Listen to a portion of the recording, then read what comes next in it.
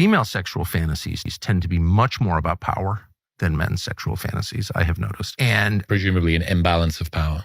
Yeah, where they're on the weaker side. And I don't think women want to be dehumanized or ignored or treated like children. I don't think that. But the kind of novels that sell, sex novels that sell to women, are not sexually arousing to men at all. Yo, what is going on, guys? It is Taylor the Fiend back again, and today we are taking a look at female co-workers getting rejected by men. Don't forget to leave your thoughts and your comments. Make sure you check out the members area down below if you are interested in getting more weekly videos, supporting the channel, that sort of thing. But otherwise, let's jump right into it.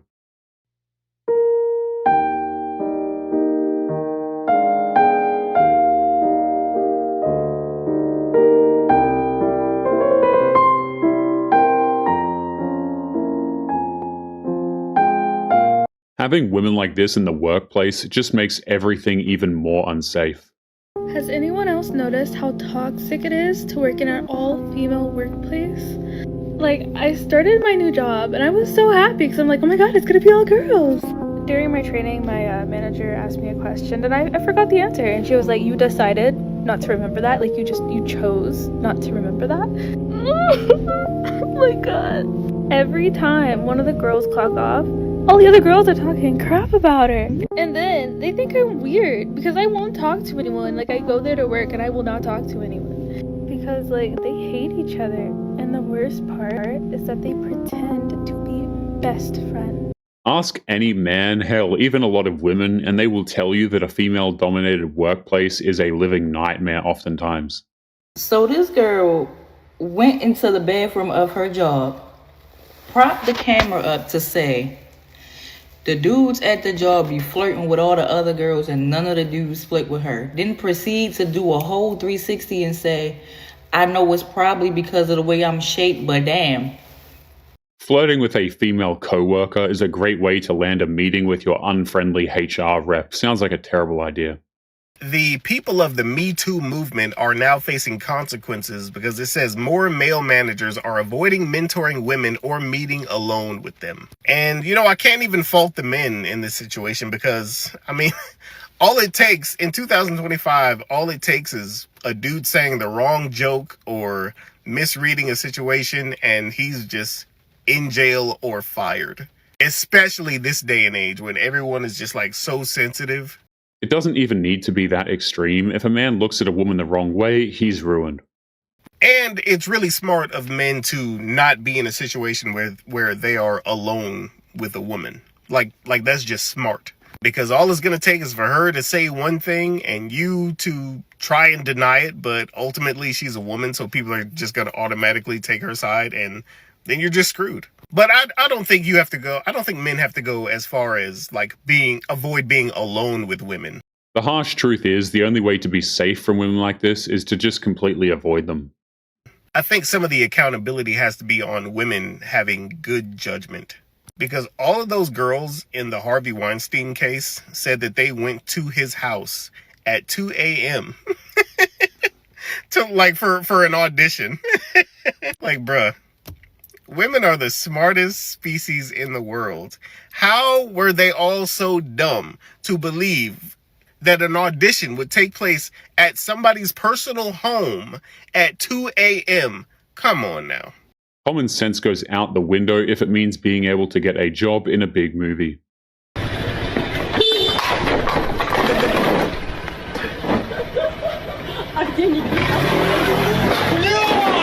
The frustrating part is how that bike probably belonged to the guy standing next to it. I was in a live today where someone in the comment section brought up what they believe to be massive figures, massive statistics of the amount of men that are afraid to give CPR to a woman in public for fear of being accused of SAing that person because they might accidentally touch their breasts. And it's referring to this.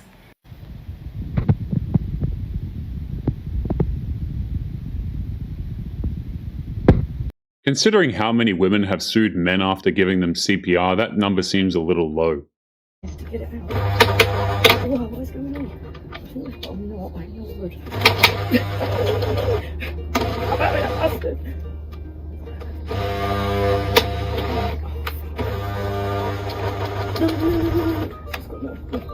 Oh, it's smoking again. Just come out. Wait, let's reverse. Reverse. See what the problem is. That's smoke. Oh, yeah. That's smoking.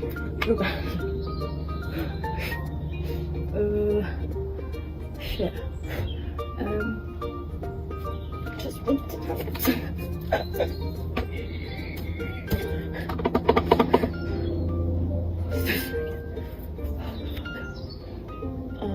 I'm gonna detach it. I'm gonna have to get a hammer. Bash up, bash down, bash around.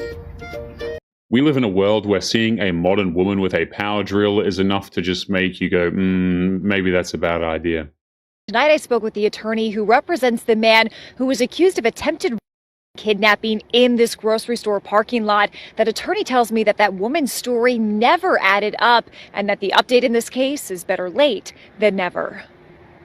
41-year-old Daniel Pearson is home with his family tonight, out of jail after the Bucks County DA says he was wrongly accused of attempted and kidnapping.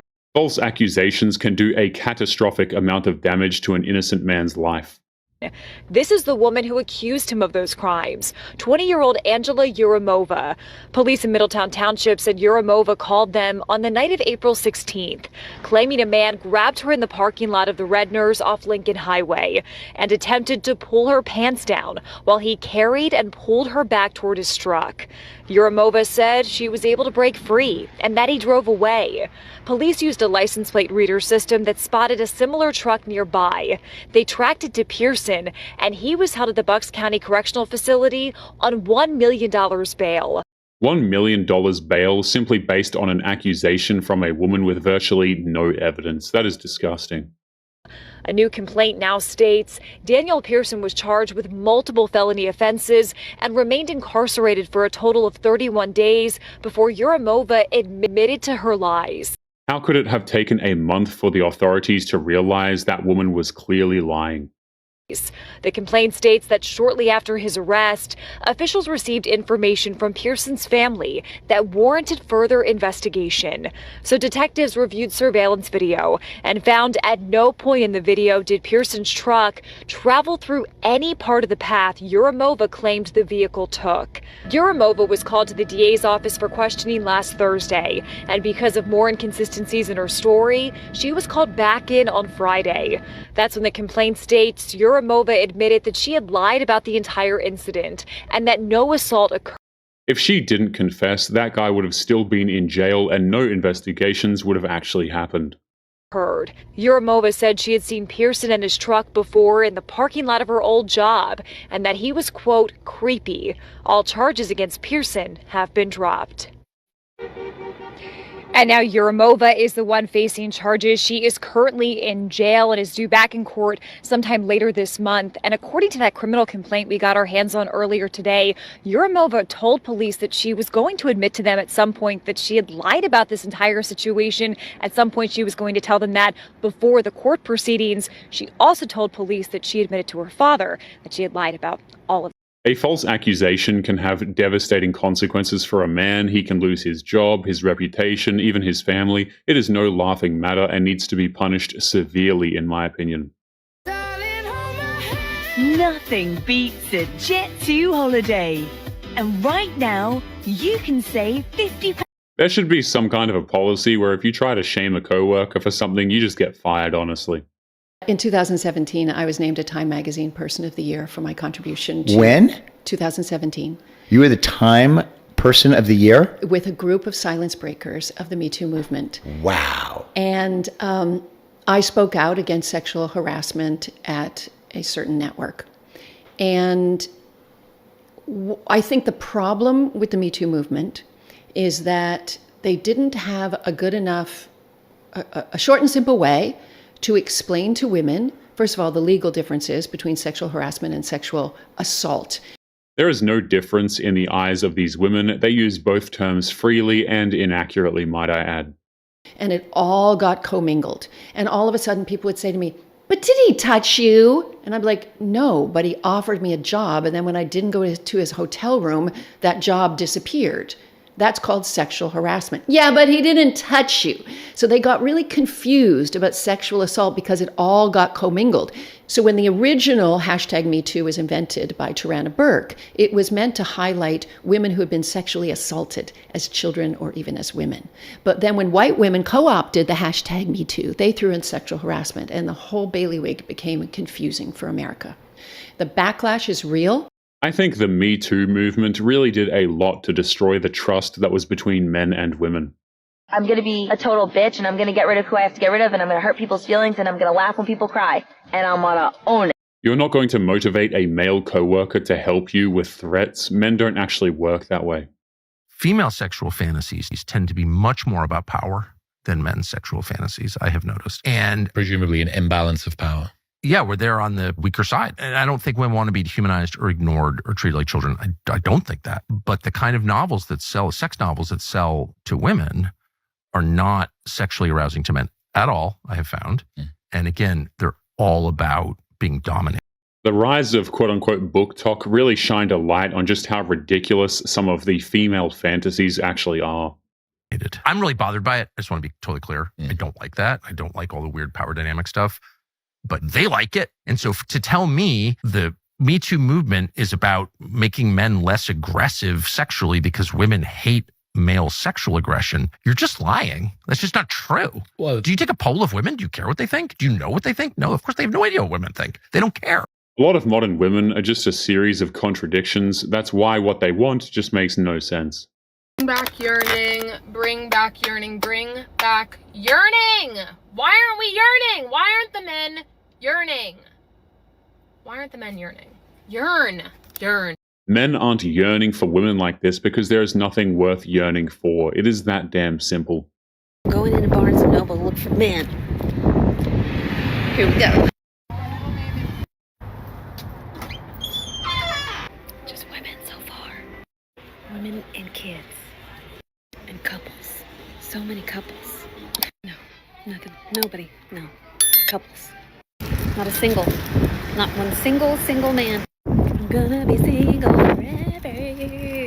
You gotta love how women like this just assume every store just sells husbands. Men just want to be left alone, man. Okay, so I need y'all to be dead but honest. Do I look mean? Do I look mean or like unapproachable? Because I'm trying to figure it out. I've been going to the gym for 3 years now, and one guy has approached me in the gym. One guy. I can name the situation. One guy. So I'm like, there's gotta be something wrong. Like, something like, why do people not want to like talk to me? And not like in a sappy way, like I'm genuinely curious. Like, what am I doing wrong? I don't know. I'm like literally wearing bright pink right now. Like, is that not approachable? I think it is. Okay. Once again, modern women told men to leave them alone. That is exactly what men did, and this is the end result. A genuine question for people that live in New York. How are you finding men to date?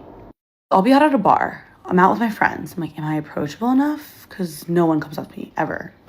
Maybe I'm chopped, I don't know. And before you say, oh, we'll just go up to them, I'm not built like that. You go on the apps and it's like Hinge, and it's just like the 5 personalities recycled over and over again. The same prompt answers, all of it. Trying to get on Hoppy for like forever because everyone's talking about it. But I swear I've been waiting weeks to get approved. I need to know, do I just wait it out or do I accept my fate and just become a nun?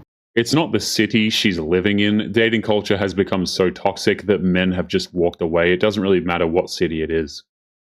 Once upon a time in New York, you could walk past a group of guys. A couple of them will lock in on you. One of them will decide, oh no, I'm going for it. Start walking with you 10 blocks, talking to you, trying to get to know you, trying to get your phone number or your social media accounts. He would commit to the bit, like, no, I'm walking with you. Wherever you going, I'm going with you because I want that number. I want that information. I'm trying to get with you, for real. Nowadays, doing that will get you a police record or get blasted online. It's just not worth it. Like, they would commit. They would yearn. You'll be walking down the street, a man see you in his car. He start following you in the car. And it wasn't even creepy. It was like low-key romantic because he really wanted to run down on you so bad. He was willing to take a detour from the way he was going to now go where you're going because he want to talk to you because you look that good. I don't know what happened. I don't know why the men in New York stopped doing these things. What she's describing is what a lot of modern women would call harassment. We don't do that.